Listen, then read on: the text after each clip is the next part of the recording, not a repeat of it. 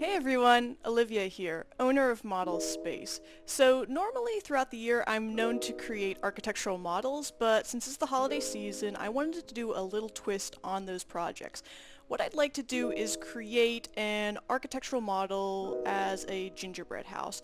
So I'm going to try to apply an architectural aesthetic to a cookie project.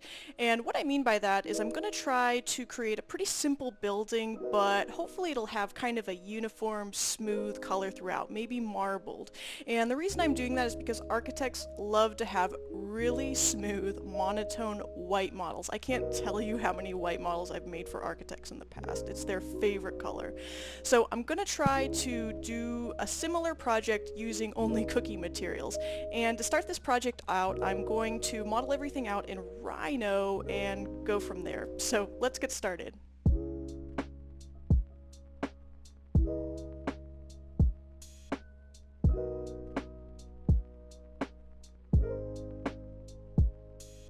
Okay, so here's my general model. What I'm gonna do, I think, is make all of these pieces that I modeled out of a 1/4 inch thick construction cookie dough.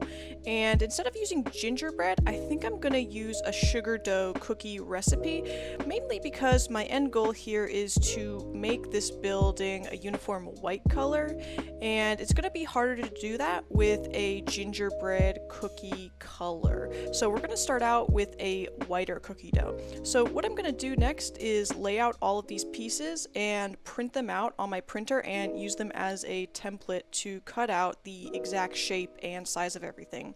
So I think what I'll do is have a little downloadable sheet that you can also print out if you'd like to recreate this exact house at home. So yeah, let's see if this works. Okay, so with those pieces printed out, I'm going to roll out my sugar cookie dough, and I'll include that recipe in the link below. And I'm going to roll this out to a 1/4 inch thick. Once I have it to the right thickness, I'm going to take my printed cut out pieces and lay them on that cookie dough to get the right outline. And I'm going to use that same design to make 3 identical buildings, so I could just reuse that template I created.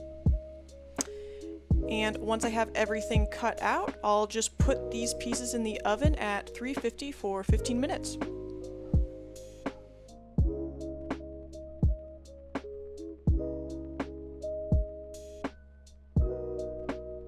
Okay, once my pieces are fully cooled, I'm going to assemble everything, and I'm using some construction icing right here. And I'm trying to use that icing to fill in all of the gaps in here as well, and I'm not too concerned about the surface finish at this point. And I'm just using some blocks to kind of hold up the sides while everything cures together. So it's looking a little messy right now, but hopefully we can clean that up. And once everything's done, I've got all these 3 buildings assembled. I'd like to let this wait for about a day for the icing to fully cure. Now that everything's fully dried, I'm going to take that same construction icing and take my spackle knife and just try to fill in all of those corners. And I'm wiping off any excess with the back of this really wide straight knife. So we're just trying to make sure that all of these seams are kind of smooth.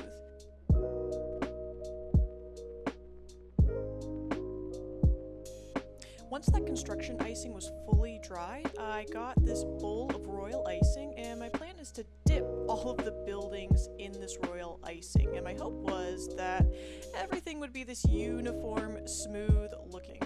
And that wasn't quite what happened. This looks kind of lumpy and bumpy, and I got a little nervous. To fix this, in my final coat, I have a bowl of royal icing on the side there, so I fully cover the buildings with royal icing. And then, with my icing bags on the side here, I'm going to drip and drizzle on some brightly colored royal icing to kind of create this psychedelic marbled effect. And these bright colors are really going to distract you from all of the lumps and bumps that showed up in this building. So it's definitely a bold design choice. And I'm just going to do one final coat in a royal icing drizzle on all of these. And this is the final product with some twinkle lights put inside the building. Alright, so this is the project. This wasn't exactly what I was going for from the start, but I'm not mad. I think it looks pretty interesting. I think if I were to try to do this project again, I'd probably do more muted colors. This is pretty intense and psychedelic, and the reason that I picked such crazy colors was because I wanted to kind of distract your eye from all of the imperfections, and it worked pretty well. I think if I wanted to make this kind of more of a white uniform color, I just need to do maybe 3 or 4 coats of royal icing to hide all of those imperfections and smooth everything out. That would have been a lot of materials though, so I don't know if I'm going to do it exactly like that again. But anyway, I'm still pretty proud of this, so if you'd like to recreate this project for yourself, I have all of the recipes that I used down below, and I also have a downloadable template that you can use that has all of the dimensional information of this project. So feel free to download that and recreate this, and if you do, send me some pictures on Instagram. I'm at yourmodelspace, and yeah, happy holidays. Thanks for watching.